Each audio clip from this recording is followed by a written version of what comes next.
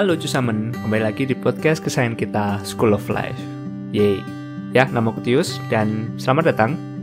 Hati-hati, kalau kamu lagi di jalan, tetap fokus sama jalan. Jangan terlalu fokus sama podcast ini. Dan kalau kamu sambil kerja, tetap kerjain yang terbaik. Kalau kamu lagi di rumah, apapun yang sedang kamu kerjain, ya, selamat bersantai. Dan buat yang lagi down, aku mau kasih semangat. Tetap semangat. Hari besok masih ada harapan. Jangan sampai kegagalan itu membuat kamu jadi tergerogoti gitu. Tetap semangat. Jangan menyerah. Selama masih ada nafas, tetap semangat. Iya. Dan buat kamu yang lagi senang, congratulations. Apapun yang kamu dapetin, kabar terbaik apa yang sedang kamu hadapin, aku ikut senang buat kamu. I'm happy for you. Tetap semangat. Aku juga semangat di sini. Kasih yang terbaik buat kamu. Kita hangout bareng, ngobrol bareng. Oke. Di episode kali ini aku bakal sajikan sama kamu sebuah interview between me sama teman baik aku namanya Emil. Kita kenal sudah 3-4 tahun sih kurang lebih. Dan ya, kita bahas tentang hutang, dimana dia sudah sempat punya hutang banyak banget, sekitar 5.000 euro, dan kalau dirupiahin dengan kurs yang sekarang itu sekitar 87 juta rupiah. Mungkin waktu itu 80 jutaan lah kurang lebih. Dan buat aku itu adalah nominal yang besar banget. Tapi makasih banget sama Emil bahwa dia mau share pengalaman ini sama aku dan sama kamu juga. Kita bisa dengerin bareng-bareng gimana pengalamannya dia, gimana dia bisa selesaiin hutangnya, gimana rasanya hidup dengan tetap ada hutang gitu.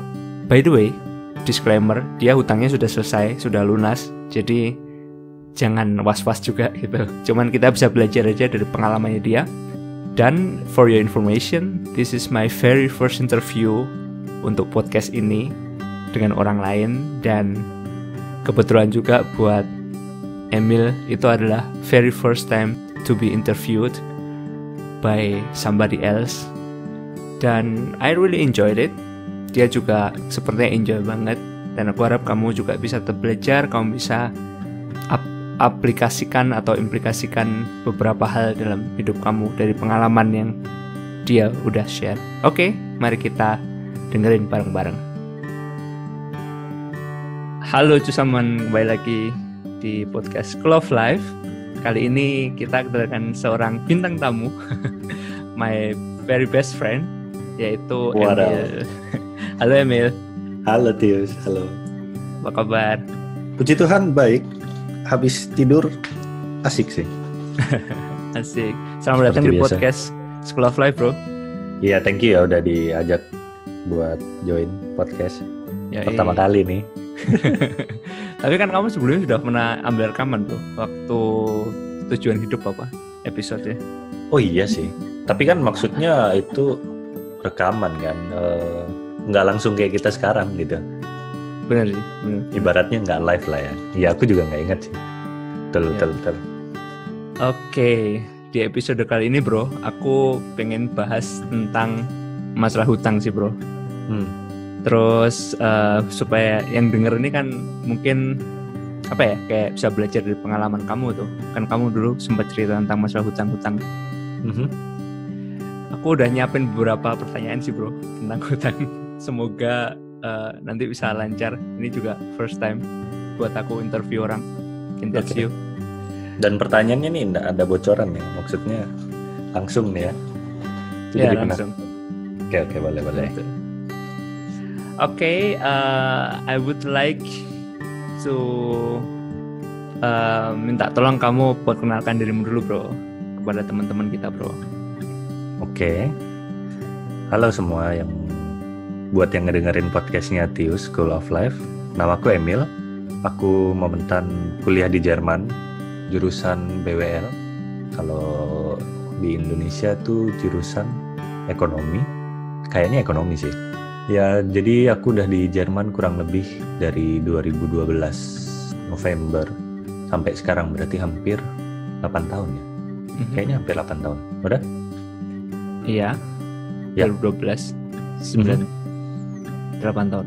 Iya betul. Bulan depan, ini Oktober ya? Oktober, November ya? Bulan depan 8 tahun. Wah, nggak berasa sih. Iya sih. Ya. Oke, cool. Terus cerita sedikit dong bro, dulu tuh gimana sih bro ceritanya kok kamu bisa punya utang itu? Dan kalau misalnya kamu nggak keberatan, kamu mungkin bisa bilang seberapa besar sih utang waktu itu bro? Wah, itu aku bisa punya hutang kalau misalnya aku pikir-pikir lagi ya. Itu karena mungkin alasan utamanya aku bisa bilang karena malas ya. Yang kedua tuh karena nggak punya pengalaman dalam memanage uang atau memang aku skill manage uangku jelek gitu. Jadi kayak selalu menggampangkan keadaan. Oh iya bisalah, oh iya ya get lah nanti ada cara lah gimana. Karena dulu aku ke Jerman kan dibiayain sama orang tuaku. Jadi awalnya aku berharap ya sampai selesai bakalan dibiayain. Terus aku ke Jerman pakai agen yang mereka ngasih banyak janji, tapi ya kayaknya hampir semua orang yang di Jerman aku ketemu tanya pengalaman mereka dengan agen, hampir 99,99% orang bilang nggak pernah puas sih. I can relate bro. Iya, jadi di Jerman aku dikasih tempat di Aachen.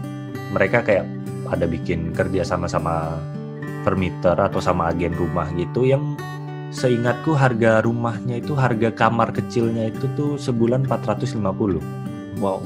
Habis itu aku dimasukin ke Sprachkurs di Aachen, aku lupa itu harga per bulannya berapa, kayaknya whether itu bayar per bulan atau per paket gitu. Pokoknya sekitar aku bayar sebulan itu entah itu 100 atau 200, sogar aku kurang ingat juga.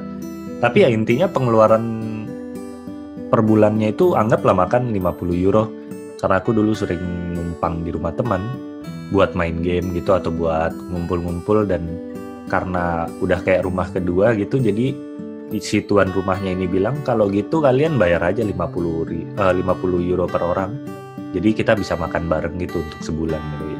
Jadi anggapannya aku sebulan itu bisa ngeluarin 500 sampai 600 euro. Dan kontoku di Jerman itu pertama kali kan 8.000 ya, sekitar 8.000 syarat untuk di Jerman. Ya, hitung aja 8.000 dikeluarin setiap bulan 600 selama 1 tahun. Wah, itu nyerapnya banyak banget, dan aku nggak nyari kerja gitu. Itu kayaknya awal mula kenapa aku bisa mulai masuk dalam hutang-hutang. Oke, jadi waktu itu yang membuat kamu hutang tuh berarti uangnya habis dulu kan ya, waktu awal-awal di Jerman. Bener ya, oke. Benar. Terus waktu kamu mulai berhutang itu kapan ya bro? Waktu itu kamu masih di Aachen atau kamu sudah pindah di Leipzig ya bro ya? Jadi uangku itu habis duluan itu waktu di Aachen seingatku. Sebelum aku pindah ke Leipzig. Aku ingat aku dulu sekitar 1,5 tahun di Aachen, kalau aku nggak salah ingat. Jadi uang itu selain untuk rumah, terus Sprachkurs, aku kan juga bewerben ke student college, dan itu kan biaya lewat Uni Asis kan nggak murah. Itu dulu aku lupa per dokumen itu bayar berapa gitu, 70 apa 60 euro. Ntar baru aku potong sebentar. By the way, Sprachkurs itu adalah sekolah bahasa, dan bewerben itu kayak ngelamar gitu, ngelamar buat kuliah ini. Dia lagi ngomong buat kuliah. Oke, lanjut bro. Betul. Ya, jadi selain ya kayak tadi, selain pengeluaran buat sekolah bahasa, terus buat ngurus daftar untuk student college, terus juga buat biaya perjalanan untuk ikut tes. Jadinya habis itu semua, dan aku nggak cari kerja waktu itu gitu. Jadi uangku langsung kesedot banyak di 1,5 tahun pertama. Setelah itu baru aku masuk ke student college privat di Leipzig. Waktu aku pindah itu uangku udah kurang, udah nggak ada. Berarti kamu ke Leipzig itu uangnya udah habis lah ya bro ya, di konto ya, di benar bank. Oke, interesting. Jadi gini teman-teman, aku kalau mau cerita sedikit. Jadi di Jerman tuh setiap kita tuh biasanya harus punya uang sekitar 8.000 euro, dan itu waktu itu sekitar 100 jutaan ya bro ya, rupiah. Dan kita di sini tuh kayak harus bayar semuanya mahal, dan kalau nggak kerja, which is biasanya awal-awal orang tuh masih belum boleh kerja karena masih belum student, itu sedot banyak banget sih. Waktu itu aku juga gitu sih bro, aku juga nggak ada kerja dan uangku berkurang drastis banget dan nggak dapat supply bulanan lagi kan, gitu sih bro. Oke bro, berarti sekarang kamu udah di Leipzig nih waktu itu? Ya. Terus kamu sudah masuk student college ya, persiapan ya buat kuliah selama setahun kan ya? Ya. Terus di situ berarti kamu mulai hutang-hutang kamu dong? Benar. Karena di student college itu per semester seingatku bayar sekitar 2.000 euro. Per semester 2.000 euro bro? Itu privat. Wow. Bagus. Apa aku salah hitung ya? Seingatku 2.000 euro sih. 2.150 euro kalau misalnya kita bayar langsung satu semester, itu kita dapat potongan 50 euro, jadi bayarnya 2.100. Wow, itu gede banget sih bro. Gede banget sih bro. Iya, kurang lebih. Semester 6 bulan ya? Ya. Wah, oke. Jadi kamu secara intinya kamu berhutang sebenarnya sebagian besar untuk nutupi student college ya, sekolah ya? Bentar. Salah sih, kayaknya aku bukan 2.100 sih. Itu 1.500. Apa 1.000 ya? Kayaknya 2.000 nggak sampai deh. Satu semester itu 6 bulan ya. Kalau nggak salah bayar per semester itu 250, berarti sekitar kayaknya 1.500-an. 1.500 ya? Iya. 2.000 kayaknya kebanyakan sih. Salah aku. Itu 1.500 benar. Kurang lebih 1.500 per semester. Terus kamu waktu itu sudah mulai cari kerja atau ngandelin utang atau gimana sih bro? Jadi awal pas pindah rumah, terus aku harus nyari rumah kan karena kita butuh uang jaminan ya, kaution. Nah di situ tuh aku udah mulai nggak ada kan, jadi aku mulai hutang di situ, minjam duit. Terus buat bayar student college, buat daftar pertama itu sebenarnya aku kalau nggak salah ditolak.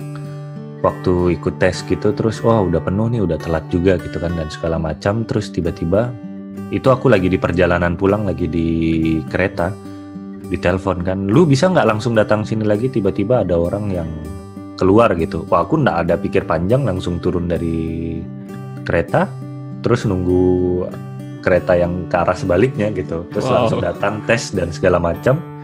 Tesnya juga sendirian tuh di ruang kepala sekolahnya gitu. Wow, oke. Terus diperiksa gitu sekitar 15 menit, 30 menit, terus dibilang ya udah lulus, kamu boleh masuk. Udah, habis itu aku langsung siap-siap balik lagi, aku ke Han, siapin barang dan segala macam, cari rumah. Itu aku udah mulai pinjem.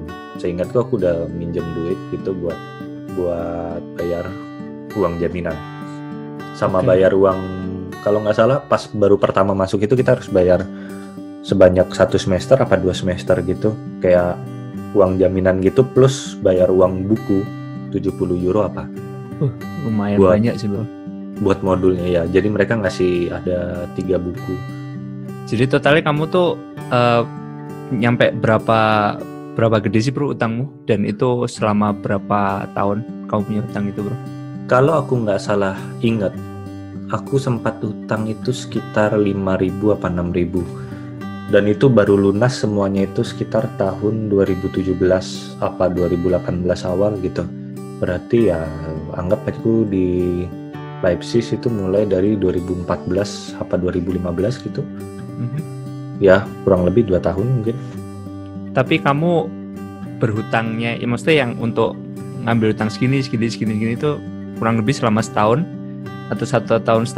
Setelah itu melunasinya itu selama 2 tahun. Gali lubang tutup lubang sih ibaratnya. Oh, oke.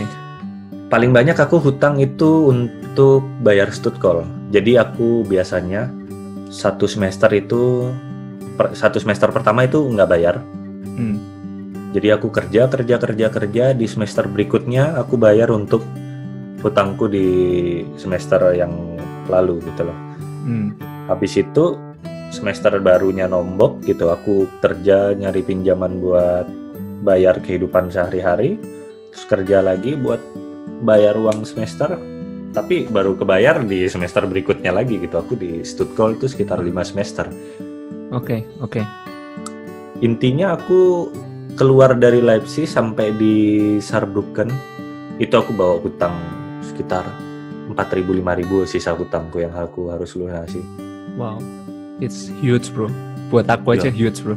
4.000. Aku aja dengarnya kaget nih. Jadi si Emil ini dulu dia di Leipzig, lalu dia pada tahun 2000 berapa bro tadi kamu bilang bro? Aku ingat aku pindah ke Saarbrücken itu 2016 akhir. 2016 akhir ya? Genau. Benar. Karena mulai semester baru kan itu sekitar Oktober kan. Berarti aku udah di Saarbrücken itu sekitar sebelum Oktober atau pas Oktober. Oke. Berarti kita udah tahu utangmu segitu. Itu wow banget sih bro. Sekarang aku mau tanya, gimana sih rasanya bro hidup selama sekian tahun dengan hutang itu? Perasaan pasti gimana ya? Nggak tahu. Kalau aku kan kayak gitu beban gitu bro. Gimana bro kalau kamu bro? Menurut kamu bro? Aku pribadi itu ngeri sih. Maksudnya karena aku ngelihat orang yang juga berhutang dan mereka nggak mau bayar hutang waktu punya uang. Oh iya itu juga penyakit sih bro. Dan itu salah satu orang yang dekat sama aku, teman dekatku gitu. Aku kenal mereka, ketemu sehari-hari lah gitu. Dan mereka tuh ditagih-tagih tuh kayak anjing gitu. Maksudnya benar-benar kayak diperlakukan seperti binatang gitu, dikata-katain dan segala macam, ditagih setiap hari gitu. Jadi kan aku ngelihat gitu, orang yang punya hutang dan ditagih kayak binatang tuh gimana gitu. Aku punya hutang gitu. Jadi aku berusaha jangan sampai orang yang ngasih aku pinjaman ini juga sampai gedek gitu loh, jangan sampai mereka, karena mereka juga pasti butuh lah gitu. Iya. Karena teman-temanku juga ada beberapa yang ngubungin aku buat minjem uang untuk bayar sekolah, untuk bayar rumah, untuk bayar apapun gitu. Dan aku pas mau ngasih juga nggak bisa gitu, karena emang aku juga nggak punya apa-apa gitu loh. Jadi aku ngerasa gimana ya, bingung juga. Makanya waktu aku punya hutang tuh rasanya berat banget sih. Aku kayak ngerasa harus buruan balikin gitu loh. Apalagi orang-orang yang minjemin aku nih, itu orang-orang yang baik banget gitu di hidup aku gitu. Teman-temanku yang menurutku mereka luar biasa banget sih. Mereka minjemin aku tuh di saat mereka juga sempit banget keuangannya gitu. Makanya aku ngerasa nggak enak banget sih. Bisa mungkin aku harus buruan balikin uang mereka gitu. Wow. Dan akhirnya lunas kan ya? Puji Tuhan lunas gitu. Semoga aku nggak ada lupa ya. Semoga aku nggak ada lupa orang yang pinjam uang ya. Karena dulu aku catat gitu. Dan menge yang aku pinjam itu nggak kecil-kecil gitu. Sekali minjem tuh satu orang 500 euro, 250 euro. Mungkin ada beberapa orang yang keuangannya mepet banget, seret banget gitu. Mereka cuma bisa ngasih 50 atau 100 euro. Tapi rata-rata aku minjem tuh sekali gede gitu loh. Oke. Karena kan butuhmu juga gede-gede kan waktu itu. Prestis, benar. Oke bro. Terus waktu itu kan kamu juga udah lihat sendiri kan ada orang-orang yang nggak mau bayar hutang gitu waktu dia berhutang. Apa sih yang membuat kamu tuh tetap bertekad buat mau ngelunasin dan nggak lari gitu? Selain karena mereka itu teman kamu, maksudnya kan nggak mungkin. Menurutku pasti ada sesuatu dalam mindset kamu tuh yang aku harus bayar hutang, aku nggak mau lari dari tanggung jawab gitu loh bro. Itu yang pengen aku tanya sih bro. Yang bikin aku pengen bayar hutang itu karena aku udah ngerasain gimana sakitnya nggak punya duit sih. Maksudnya mungkin teman-temanku yang nggak mau bayar hutang itu juga pasti ngerasain lah nggak banyak duit atau nggak punya duit itu, makanya mereka minjem gitu.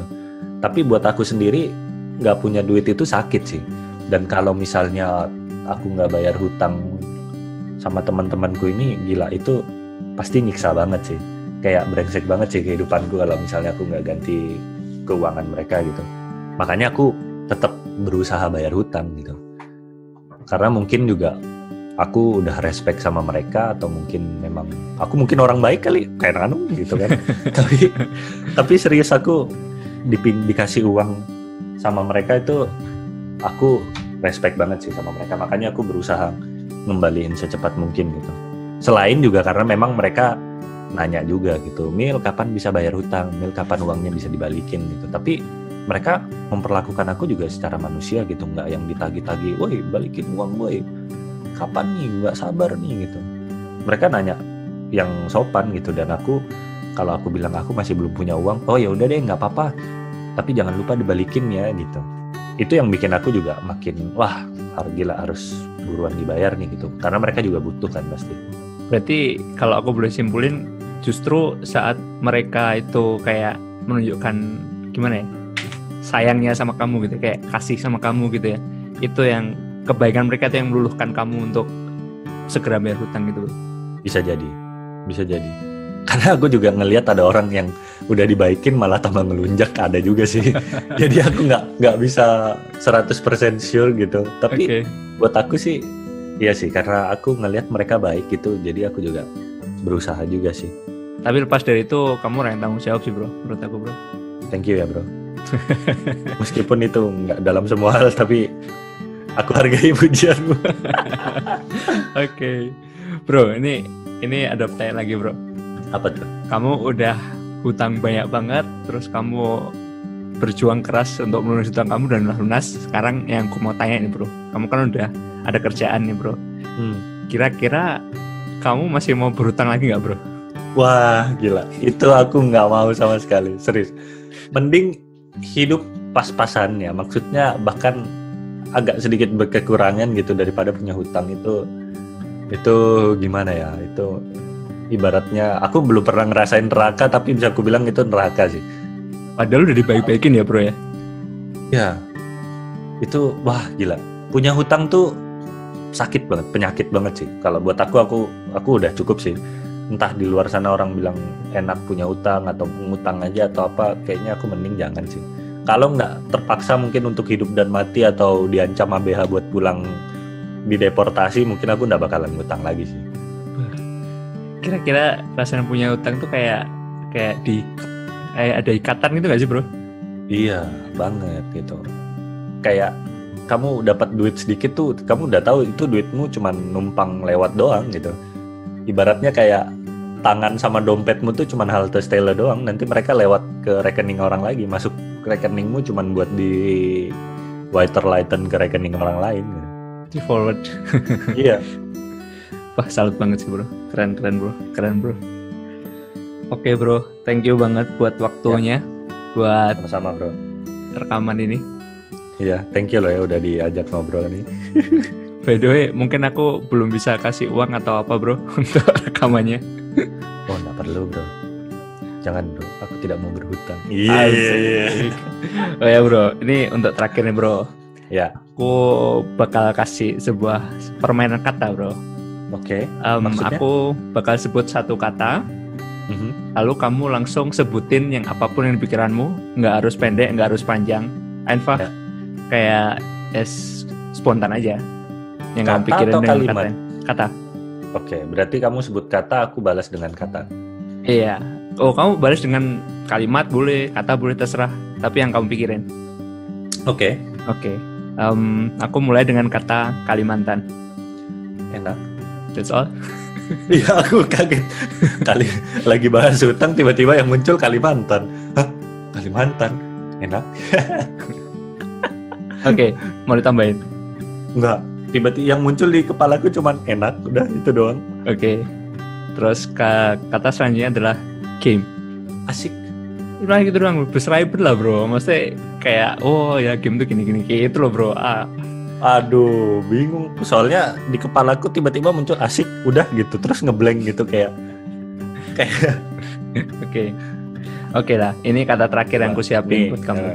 Coba bentar ya, biar kepalaku nggak cuma bisa ngeluarin satu kata. Kali aja bisa ngeluarin kalimat kan. Sama berseraibu. Boleh. Mau yang game tadi atau aku lanjut ke kata berikutnya? Lanjut aja. Oke. Kata terakhir adalah pemimpin. Pemimpin itu adalah aku bro. Wadaw. Emang kamu mimpin apa bro? Mimpin diriku sendiri. Mimpin aliansi di dalam game. Aku sebenarnya pengen jadi pemimpin sih, cuman aku belum punya skill yang mendukung buat jadi pemimpin. Tapi aku gerna banget bisa mimpin orang lain, mimpin organisasi gitu. Karena menurutku pemimpin itu keren sih. Iya sih. Salah satu cita-citanya Emil itu by the way seorang presiden. Mantap. Oke bro. By the way teman-teman, si Emil ini ada satu game channel YouTube yang dia baru bangun, baru rintis. Apa bro? Aku Bro. taruh di show notes deh bro. Aku taruh di show notes channel kamu. Oke. Namanya Xmile Gaming. Itu bahasa di Xmile Gaming namanya. Oke, di situ kamu bahas apa ya? Itu aku bahas, untuk sekarang aku bahas game yang namanya Rise of Kingdom. Aku plan buat bahas banyak game lain sih, tapi mungkin untuk sekarang aku belajar ngurus kanal YouTube itu pakai game itu dulu sih. Banyak yang harus dipelajari bro. Banyak bro, ini aja aku belum ngeluarin video baru bro. Tadi pagi udah mau rekaman terus aku bingung, wah ini konsepnya gimana, karena biar sekaligus untuk konten berikutnya lagi tuh nyambung gitu loh. Ujung-ujungnya belum rekaman sampai sekarang. Oke bro, thank you very much for your time. Thank you juga loh bro, sama-sama ya. Dan nanti kita ketemuan lagi, kita bahas lagi lah yang lain-lain. Oke, siap. Oke, bye bro. Dadah bro.